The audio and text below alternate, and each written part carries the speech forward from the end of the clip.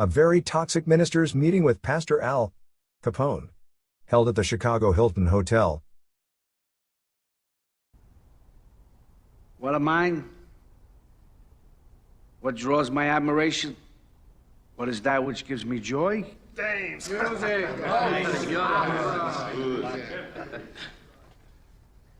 Baseball.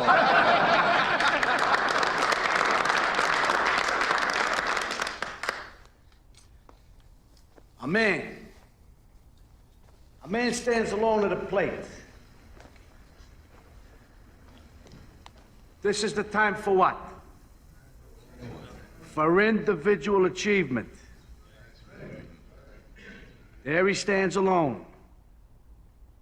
But in the field, what? Part of a team. Teamwork. Looks, throws, catches, hustles, part of one big team.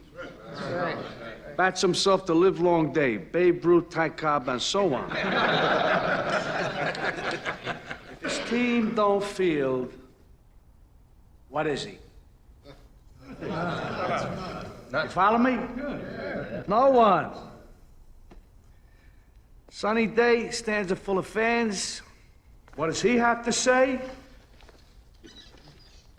I'm going out there for myself.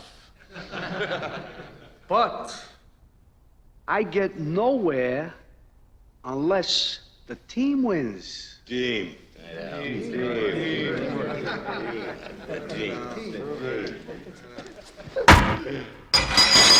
Oh, Jesus Christ.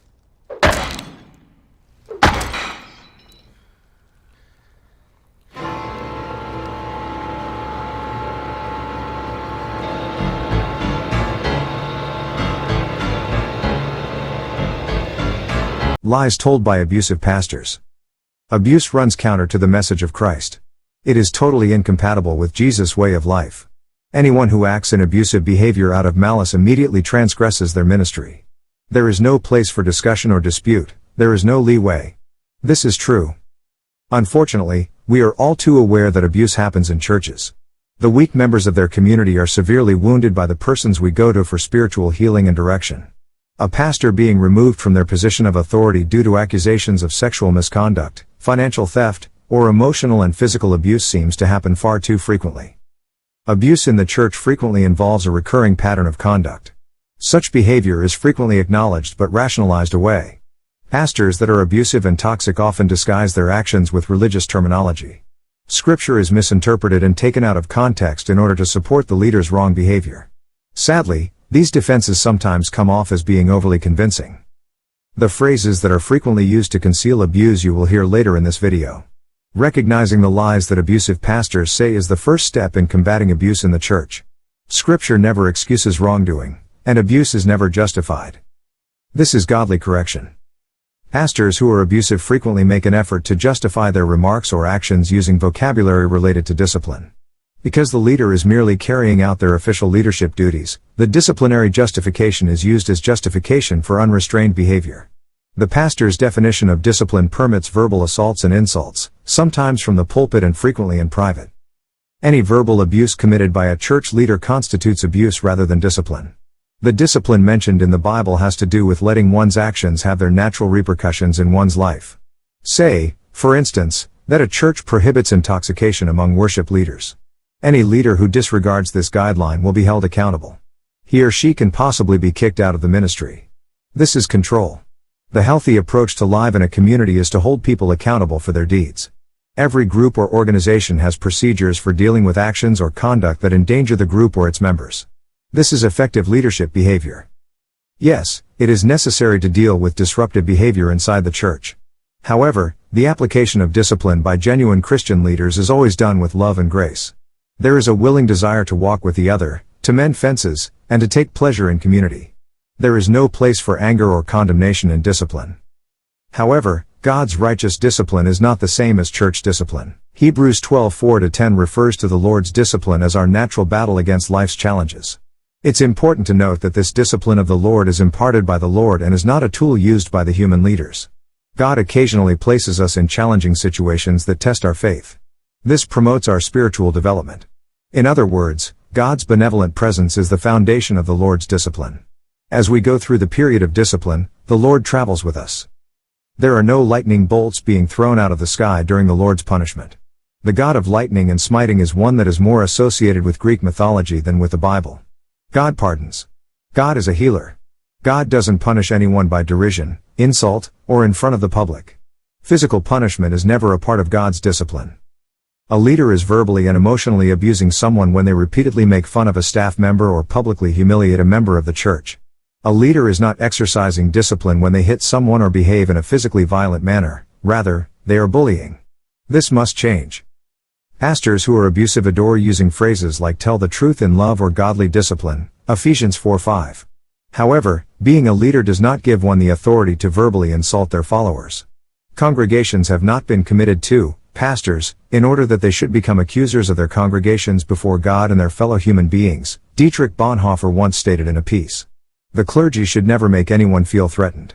Nobody should ever be afraid of stepping out of line for fear of getting angry texts, raving emails, or the proverbial tongue lashing from the boss.